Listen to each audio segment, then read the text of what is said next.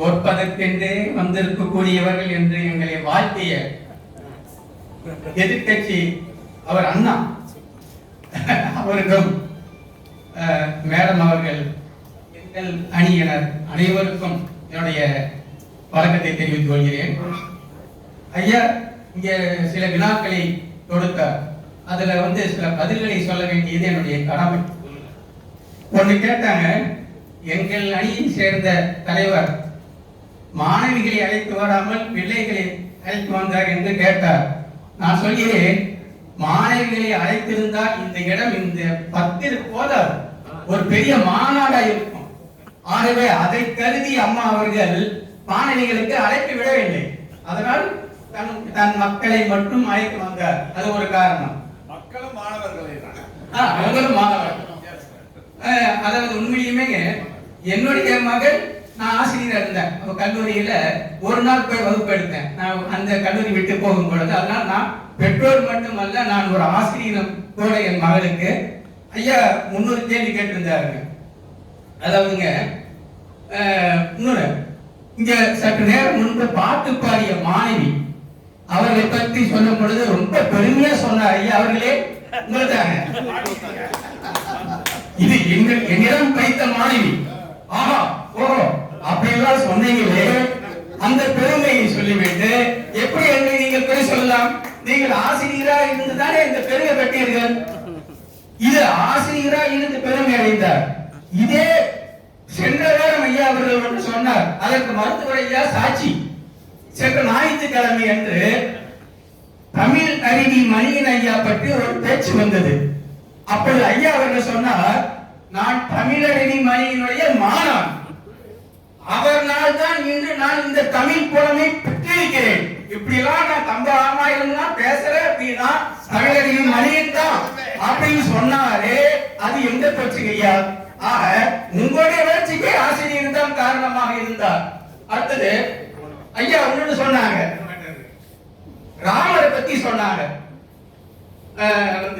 அவங்க தாயினாலதான் அவர் சிறந்து இருந்தார் அப்படின்லாம் சொல்லி ராமரை பத்தி சொன்னீங்க. நடுவரையா அவர்களே, அதே ராமாயணத்திலிருந்து ஆசிரியர் பத்தி நம்பர் என்ன சொன்னாங்க நான் சொல்றேன். அதாவது ராமர் பிறந்தார். ராமர் பிறந்த உடனே தசரதர் அளவற்ற மகிழ்ச்சி அடைந்தார். ஏன் மகிழ்ச்சி அடைந்தார்? நமக்கு ஆண் பிள்ளை பிறந்துருச்சு அப்படின்னு அவர் மகிழ்ச்சி அடையல.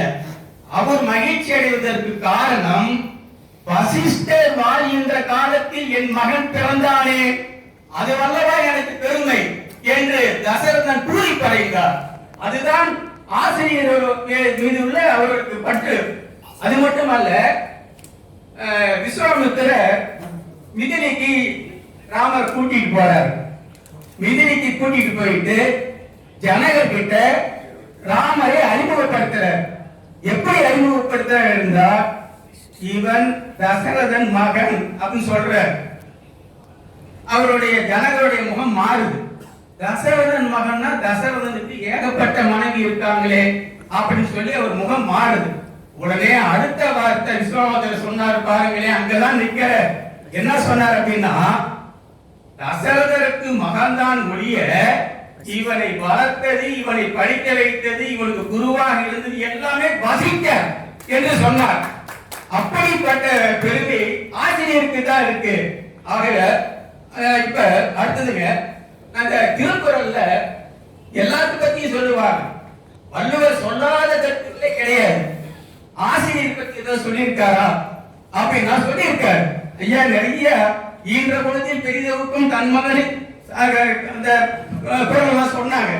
அதே வள்ளுவர் கடவுள் வாழ்த்துல முதல் அதிகாரத்துல கற்றதனால் ஆய பையன் என்பொருள் வாழறிவார் நற்றால் தொழார் என, இந்த வாழறிவல் அப்படின்னா யார் அப்படின்னாங்க மனக்குடவர் உரை எழுதும் பொழுது என்ன சொல்றாருன்னா, வாழறிவன் அப்படின்னா மிக்க அறிவுடையவர். மிக்க அறிவுடையவர் தான் யாருன்னா ஆசிரியர். அந்த ஆசிரியரை தான் கடவுள், அதாவது ஆத்திச்சூடியங்க அவைய சொல்றாங்க. என்ன சொல்றாங்க அப்படிங்க? ஆத்திச்சூடிய எழுத்தறிவித்தவன் எழுத்தறிவித்தவன் இறைவன். அது மட்டும் இல்லாமங்க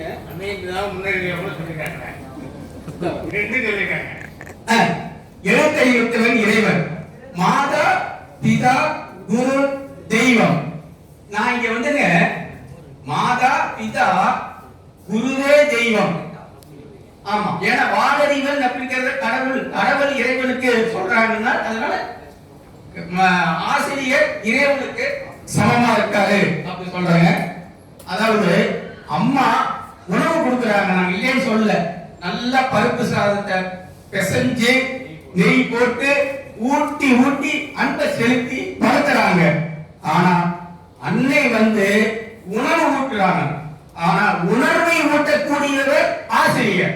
உணவு ஊட்டுபவர் அன்னை, உணர்வை ஊட்டுபவர் ஆசிரியர். இங்க ஒரே ஒரு நிகழ்ச்சி மட்டும், ஆசிரியருக்குன்னா ஆசுனா குற்றம், ஆசு சிறியர் தான் நீக்குபவர், குற்றத்தை நீக்குபவர் தான் ஆசிரியர். நேரத்தை கருதி இன்னும் ஒரு பாயிண்ட் சொல்லி முடிச்சாங்க. அதாவது நமக்கு எல்லாம் மாவீரன் அலெக்சாண்டர் தெரியும், தி கிரேட் அலெக்சாண்டர். அவர்கிட்ட கேட்கிறாங்க, நீங்க இப்படி இந்த உலகத்தையே வென்று உலகத்தையே ஒரு புடையின் கீழ் கொண்டு வந்தீர்களே, இதற்கு என்ன காரணம் அப்படின்னு சொல்லி கேட்கிறாங்க. அதுக்கு அவர் என்ன சொல்றாரு அப்படின்னா, நான் இந்த உலகத்திற்கு வருவதற்கு காரணமாக இருந்தவர்கள் என் பெற்றோர்கள், ஆனால் இந்த உலகமே என்னிடம் வருவதற்கு காரணமாக இருந்தவர் என்னுடைய ஆசிரியர் அரிஸ்டாட்டில். இங்கதான் நிற்கிறார். ஒரு மாவீரன் அலெக்சாண்டர் இந்த உலகத்தையே பிடித்தார், அதற்கு காரணம் அரிஸ்டாட்டில், அதாவது சாணக்கியர். இன்னொன்று சந்திரகுப்த மௌரியர். இந்த சந்திரகுப்த மௌரியர் நந்த வம்சத்தை ஒழிச்சிட்டு மௌரியர் ஆட்சி ஏற்படுத்துறார். அவர் வெற்றிக்கு காரணம் சாணக்கியர், கௌடில்யர் என்னும் ஆசிரியர். சரி, இப்ப ஒரே கடைசியா ஒரு செய்திங்க. சர் சி வி ராமன் நோபல் பரிசு வாங்கினாங்க. இந்த சர் சி வி ராமன் யாருனாங்க, தமிழ்நாட்டில் இருந்து நோபல் பரிசு பெற்ற முதல் தமிழர். சர் சி வி ராமன் அவங்க திருச்சியில திருவானைக்காவல்ல பிறந்தார். படிச்சதெல்லாம் மாநில கல்லூரியில படிச்சார். ஒரு நாள் அவருக்கு ஒரு அழைப்பு வருகிறது. அந்த அழைப்பு எங்கிருந்து வருதுன்னு சொன்னா, குடியரசுத் தலைவர் மாளிகையில் இருந்து அந்த அழைப்பு வருகிறது. என்ன அழைப்பு அப்படின்னா, உங்களுக்கு பாரத ரத்னா விருது வழங்கப்படுகிறது, இந்த குறிப்பிட்ட தேதியில் நீங்கள் வந்து அந்த விருதை பெற்றுக் கொள்ள வேண்டும் என்று ஒரு அழைப்பு வருகிறது. உடனே இவர் பதில் சொல்றார், அன்று என்னால் வர முடியாது, பாரத ரத்னா விருது அந்த வாங்குவதற்கு என்னால் வர முடியாது. ஏனென்றால் அன்று என்னுடைய மாணவன் ஆய்வு கட்டுரையை சமர்ப்பிக்கிறான். ஆகவே நான் அந்த மாணவனிடம் நிறுத்த வேண்டும், எனக்கு பாரத ரத்னா விருது அன்று எனக்கு வேண்டாம், நான் பிறகு வாங்கிக் கொள்கிறேன் என்று மறுத்தார். அந்த மாணவன் மீது ஒரு மாணவன் மீது இருந்த அந்த அக்கறை, இதுதான் வந்து ஆசிரியர்கள். ஆசிரியர் என்கிறதுல தப்பே செய்கிற மாணவனா இருந்தாலும் அவனை தண்டிக்காமல் அன்பால் திருத்துபவர்கள். நாங்க நந்தனம் கல்லூரியில் இருந்தோம். எங்க மேல அன்ப செலுத்துவோம், உயிரா இருப்போம், எங்களுக்கு எதோன்னா விடமாட்டான். அந்த அந்த குறும்பு பண்ற மாணவர்களையும் நாங்க அன்பால் திருத்தி ஒளிமயமான எதிர்காலத்தை அவங்களுக்கு கொடுத்தோம் என்று சொல்லி இந்த வாய்ப்புக்கு நன்றி கூறி வெளிப்படி நன்றி, வணக்கம். அருமை. முருகானந்த அவர்கள் துள்ளி குதிச்சு அடிச்சு விளையாடிட்டார். அவர் சொல்றதுலாம் நியாயமானங்க படுது. எவ்வளவு அருமையா, அதாவது ராமாயணத்திலிருந்து இவர் ஒரு காட்சியை சொன்னார், ராமாயணத்தை அருமையா சொல்லிட்டார். குறையோடும் தொடர்மனத்தான் இந்த பாடல் என்னன்னா, ராமச்சந்திரமூர்த்தி மிதிலாபுரிக்கு போற கல்யாணம் பண்ணிக்க வேண்டிய சூழ்நிலை, வில்ல வளைக்கணும், வளைச்சா நான் ஏற்கனும், திருமணம் பண்ணி கொடுக்கணும். அந்த ஒரு சூழ்நிலையில யாரு பிள்ளைங்கன்னு சொல்லும் போது ரொம்ப அருமையா சொன்னார். இவர் தசரத சக்கரவர்த்தியுடைய பிள்ளைகள்னு சொல்லணும் சொல்றாங்க, கேட்கிறாங்க. அப்போ ஜனக மகாராஜா பொண்ணை பெற்றார் இல்லையா, கொஞ்சம் மனசு